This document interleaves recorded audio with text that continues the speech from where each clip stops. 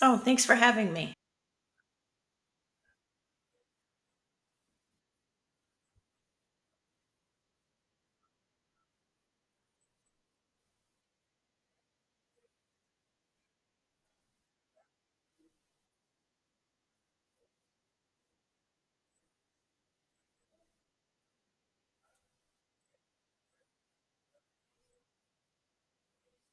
Yeah, well, before AI really, shook things up, auto finance, we were jumping into digital. I mean, there's no surprise there, right? When you think of auto, a lot of people were saying, last to the party.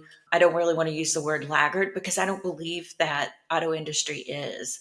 But one of the biggest leaps I think we were focusing on, before the pandemic and then coming out of it was around the loan application process. Really wanting, we went from wanting the car into getting approved. And you probably saw that everywhere. Get pre-qualified, get approved faster and easier.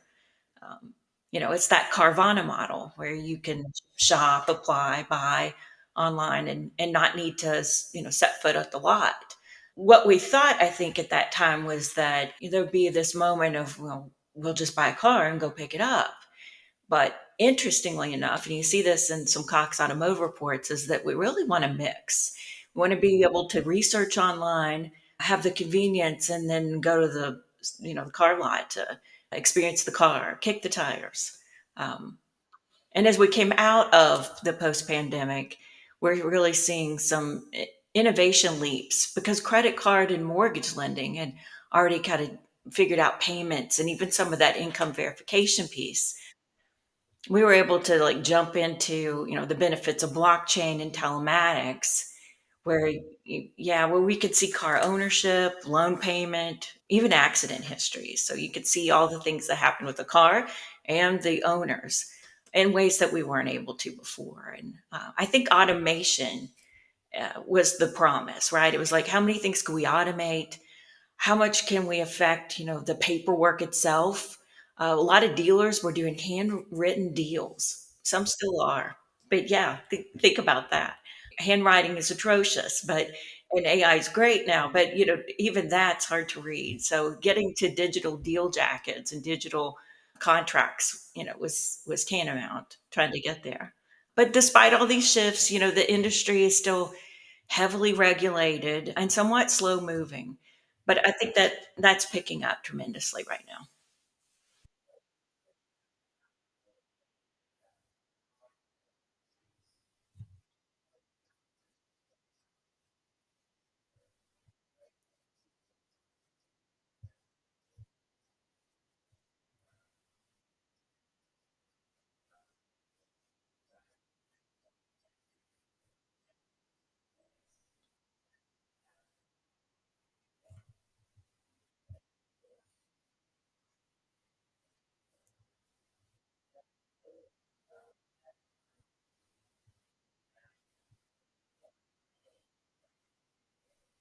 Yeah, I think there's two schools of thought to that.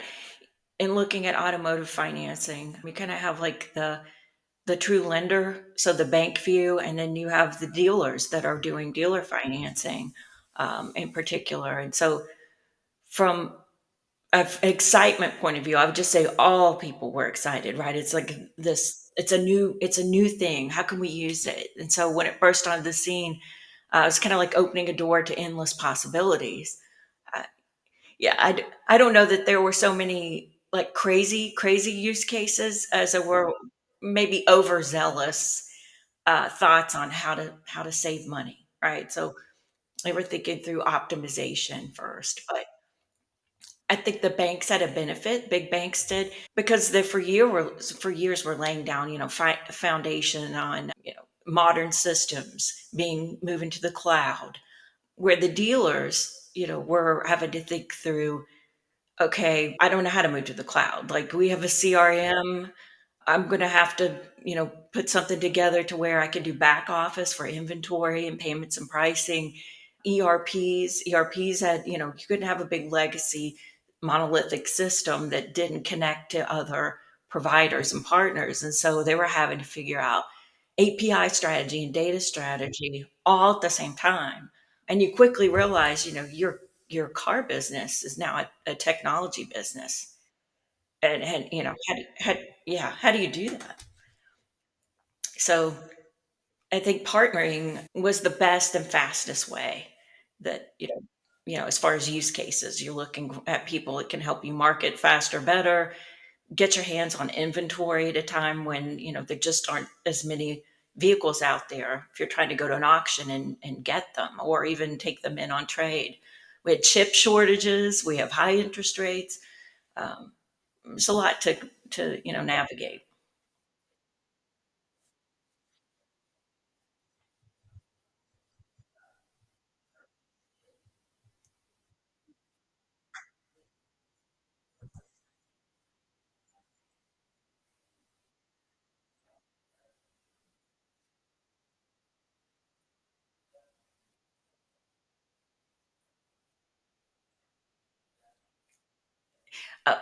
Too many to name, but I think one. Oh, well, one of the ones we brought somebody on site, and I think it was called Glow 360. But what they had done was take the ability to do a vehicle walk around and inventory using your mobile device. So you could spend upwards of 20 minutes going through a car, try to figure out all the features it has. You can use the VIN and do VIN scan, but there are things you miss. This technology was able to scan the interior of a vehicle and immediately know the features. It spotted things that we were not catching with our own eyes, even knowing that much about the vehicle. And then it would upload it and it would give it a little AI facelift, clean it up, shine the tires. We didn't get rid of defects though. We always wanted to flag those and make sure that people could see Mars scratches, little things like that, because that adds to transparency and trust. So it's not taking away all the character of the vehicle, but it is highlighting the features that you may have just missed. It is. Yeah, it is. Yeah. Oh, fabulous. So there are so many different partners and vendors that are it's almost like a patchwork quilt of different things that you can cobble together to create these experiences. So it's exciting for sure. It's a lot to view, but some exciting times.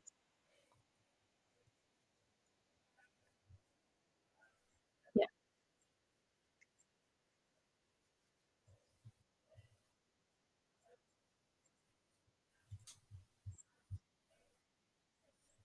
Mhm.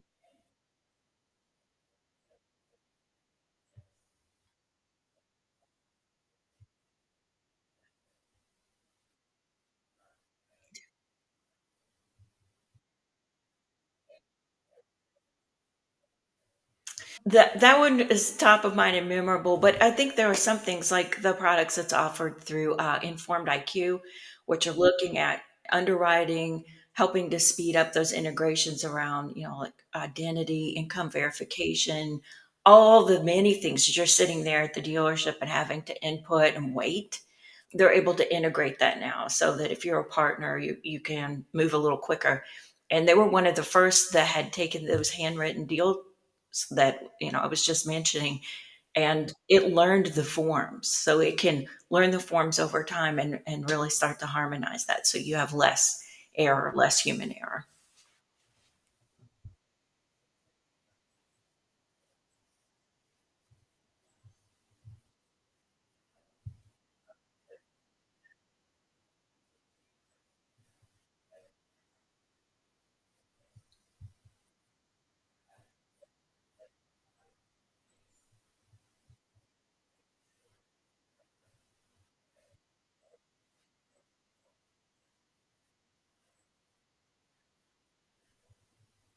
Wow.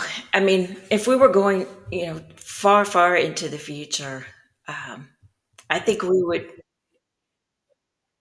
as far as possible.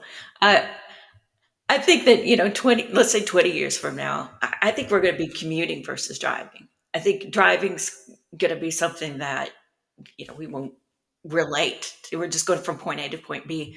It'll be, not hard to imagine that we're going to be looking at subscriptions the way we stream, services or cell phone plans.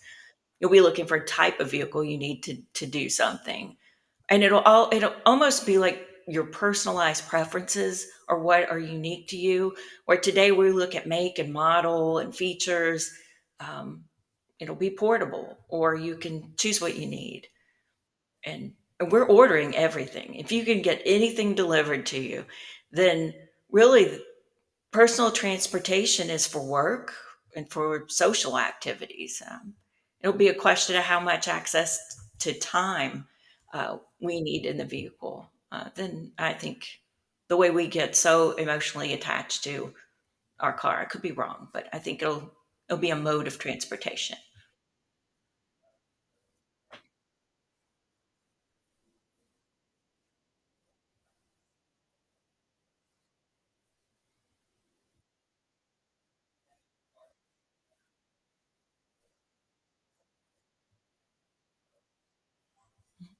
Yeah.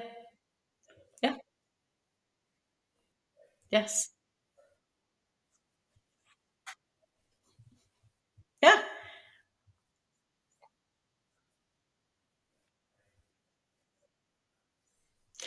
Well,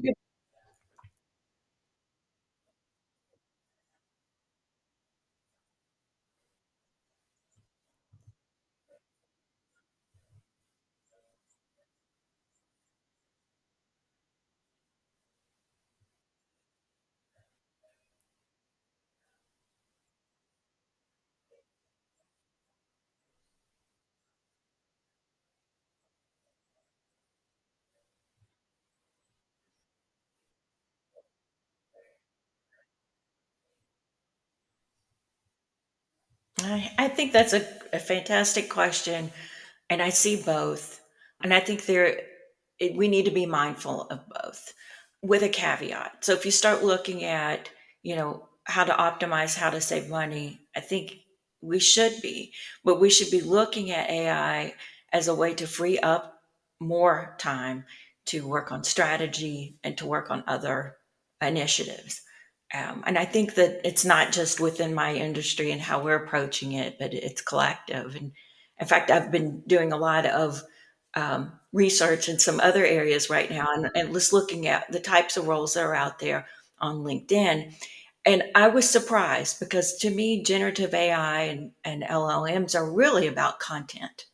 Um, and my background is in communication. So I was, thinking, hey, as this really takes off, are we going to see a less need for people that are communicators?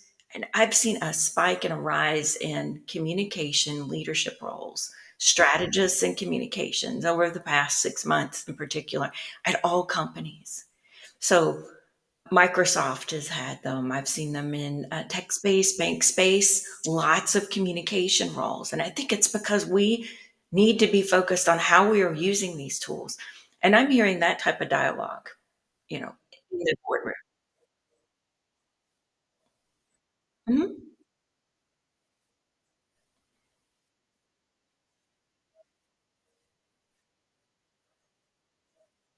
Mhm.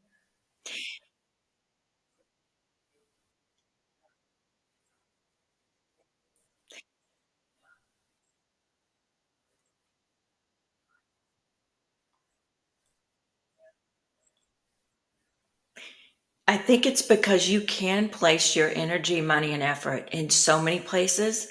They need leaders that know how to balance the internal and the external communication, the tools that are doing it. And, you know, you can't hire AI right now to make those big decisions because the buck's going to stop with someone at the top. And so I think that's what I'm seeing. I'm seeing job descriptions which are tailored toward decision making strategy. It's that whole matrix, highly matrixed, and I have B2B and B2C. And so it's like wearing all these different hats. You have to be a marketer, a strategist, a researcher, and you have to be a great communicator. And you're going to have to sell these ideas internally and externally and report out on them. And so they're looking for leaders that can do that.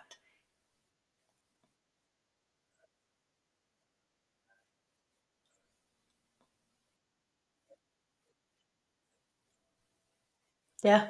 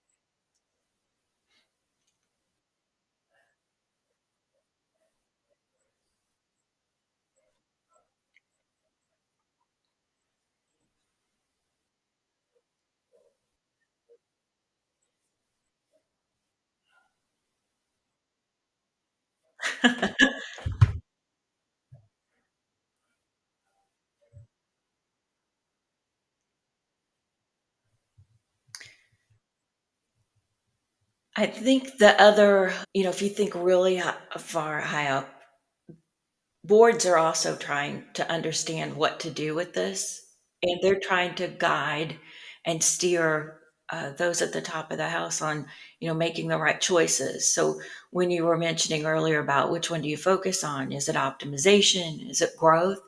We've had lots of presentations to board in the time that I've been in more C-suite roles, trying to help them understand, and they're bringing things into us.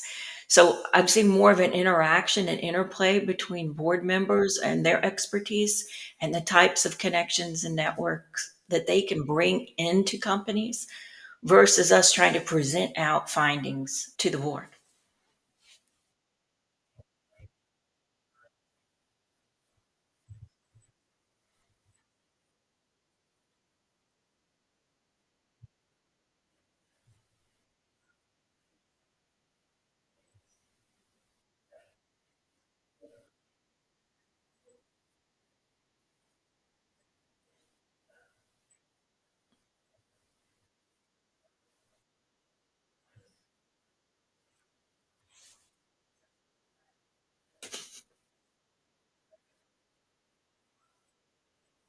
Right.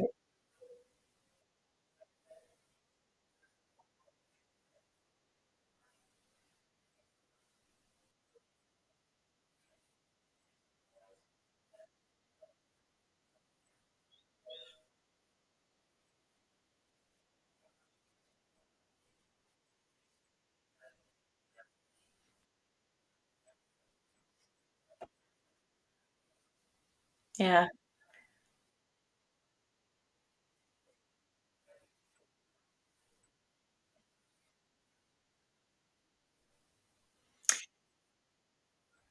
Yeah. I'd say right now I'm using a lot of tools that leverage generative. So Chat GPT and some of their own homegrown LLMs. I'm doing a lot of qualitative research. So quite a bit of digital diary studies where um, I have people out shopping, buying cars, and taking me along for the ride. A wearable fitness. So those that have, yeah, that have owned, their fitness device for like that first year, I'm catching them at like 2 months into 12 months. And so there are some really unique offerings, like Great Question, kind of integrates UX with the diary study feature. And that's a West Coast company. I'm seeing some good things there. I'm trying to play with some different tools. Each one has their plus and minus. It's called Great Question. Great Question. And then I'm also using a tool based out of Ireland with a company called Indemo. Similar, they specialize in more of those mobile diary studies, and it's really sped up the way I can do videos.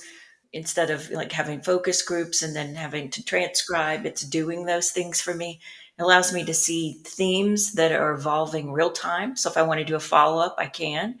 And it's mobile for me. So it's wherever I am. I don't have to be tethered to the laptop either. Yeah. And then I'm excited to see what Qualtrics is doing. I'm seeing some flickers of like quantitative and qualitative research that are coming together with AI. So I think that's on the horizon.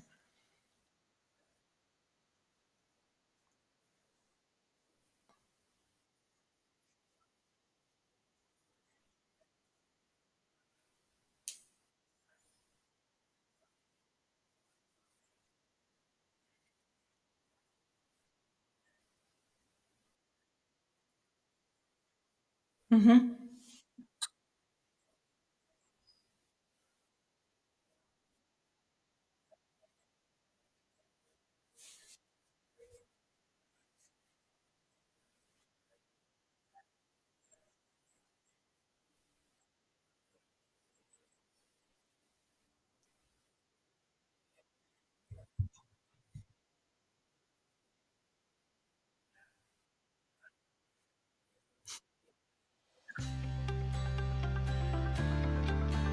Absolutely. I would love to come back.